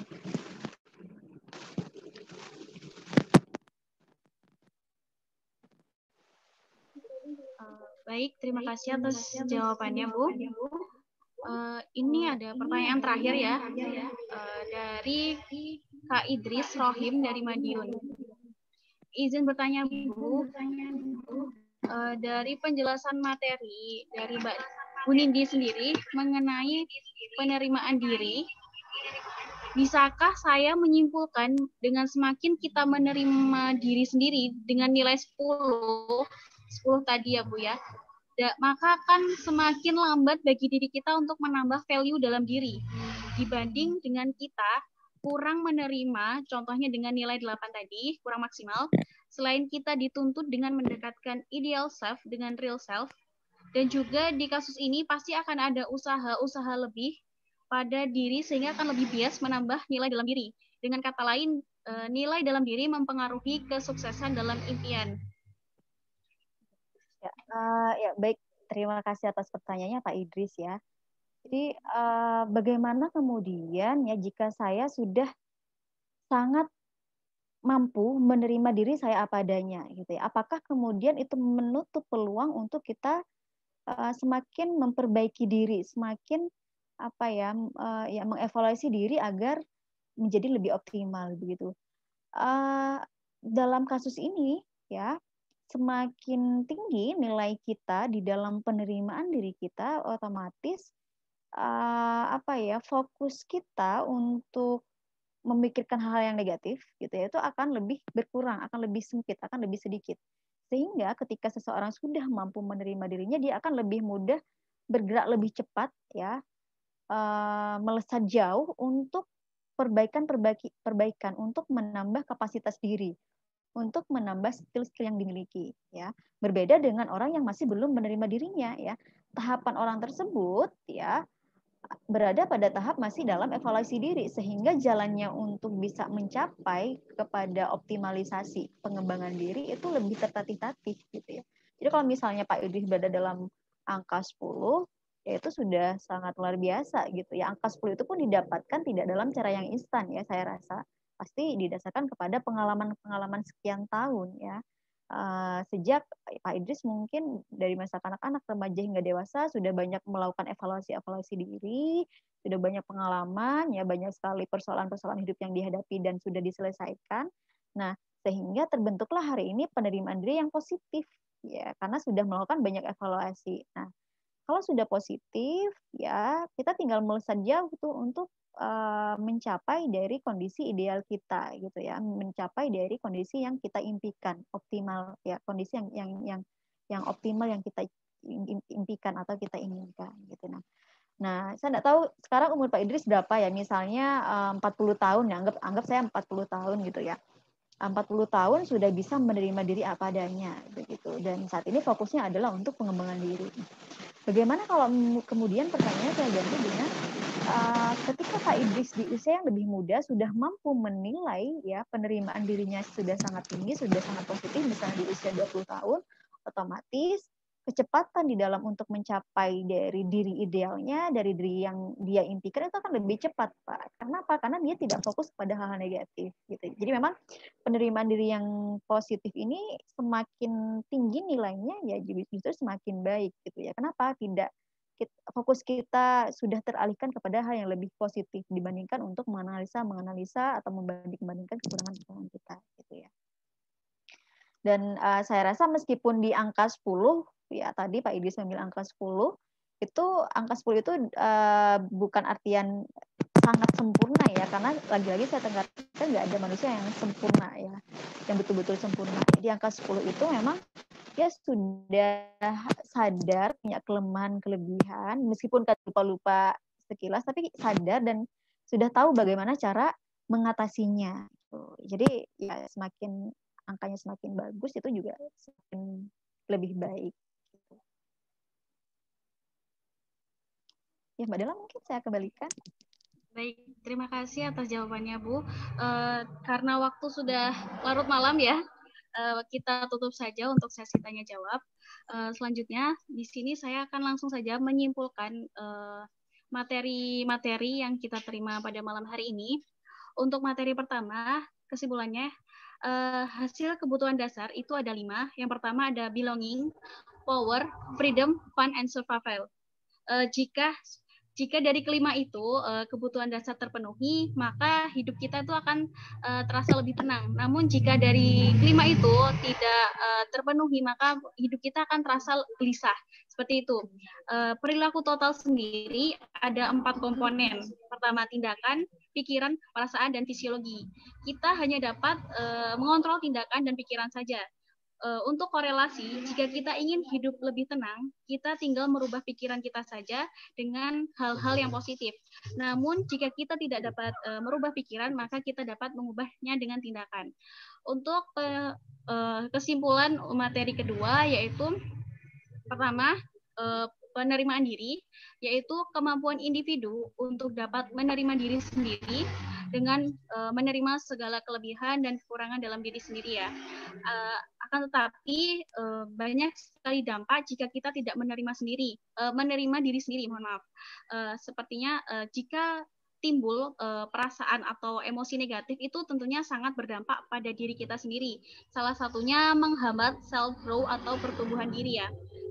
Contohnya seperti tadi dijelaskan gangguan dimorfik tubuh seperti merasa salah satu tubuh kita tuh merasa kurang. Nah, untuk itu jangan pernah untuk menerima diri sendiri. Dan selanjutnya aspek penerimaan diri ada beberapa. Salah satunya kita harus percaya diri untuk menghadapi masalah. Yang kedua, menganggap diri sederajat dengan orang lain. Ketiga, tidak menganggap diri superior atau inferior. Yang keempat, tidak malu atau tidak takut dikucilkan oleh orang lain. Selanjutnya dapat mempertanggungjawabkan segala tindakan atau perbuatan yang dilakukan. Selanjutnya memiliki standar hidup yang jelas dan tidak ikut-ikutan. Selanjutnya menerima pujian dan celaan secara objektif. Berikut tadi kesimpulan dari materi pada malam hari ini.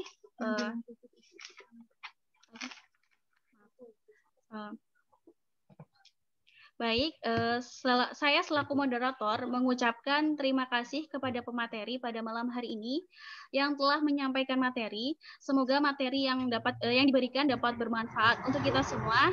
Dan saya selaku moderator mohon maaf atas kesalahan dan kekurangan yang saya perbuat. Mohon maaf. Undur diri. Wassalamualaikum warahmatullahi wabarakatuh. Saya kembalikan kepada MC. Waalaikumsalam warahmatullahi wabarakatuh. Terima kasih atas ketersediaan waktunya kepada moderator Mbak Dalila dan kepada materinya. Alhamdulillahirabbil alamin. Tiba saatnya kita di penghujung acara. Terima kasih kepada pemateri kita pada malam hari ini yang telah menyampaikan ilmunya dan berkenan hadir pada malam hari ini. Semoga ilmu yang pemateri berikan dapat bermanfaat bagi kita semua. Dan saya ucapkan terima kasih banyak kepada para peserta yang berkenan mengikuti webinar kepemudaan dari awal hingga akhir acara. Saya selaku MC undur diri, mewakili para panitia mengucapkan mohon maaf yang sebesar-besarnya atas kekurangan dan kesalahan yang kami perbuat. Saya selaku MC undur diri. Wassalamualaikum warahmatullahi wabarakatuh. Waalaikumsalam warahmatullahi wabarakatuh. Foto bersama materi dan ya akan ada foto bersama ya. Mohon untuk menyalakan kameranya.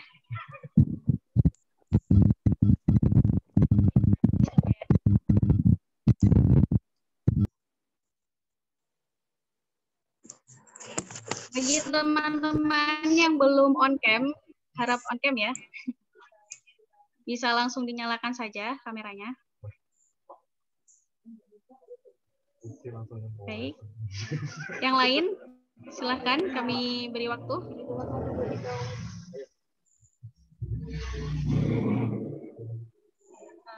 Baik. Dalam hitungan ketiga nanti gaya semua ya teman-teman ya. 1, 2, 3. Gimana operator sudah ya? Sudah. Mau lagi atau enggak ini? Satu kali lagi ya, satu kali lagi. Oke. Hitungan ketiga. 1, 2, 3. Ya. Baik, terima kasih kepada pemateri dan para peserta yang telah mengikuti acara pada malam hari ini. Semoga kita selalu dalam lindungan Allah ya. Baik, boleh meninggalkan room. Terima kasih kepada Bu Nandi dan Pak Zainul Anwar. Sama-sama, terima kasih. Sukses selalu untuk semuanya. Saya izin undur diri ya. Ya Pak, terima kasih Pak. Waalaikumsalam. Waalaikumsalam.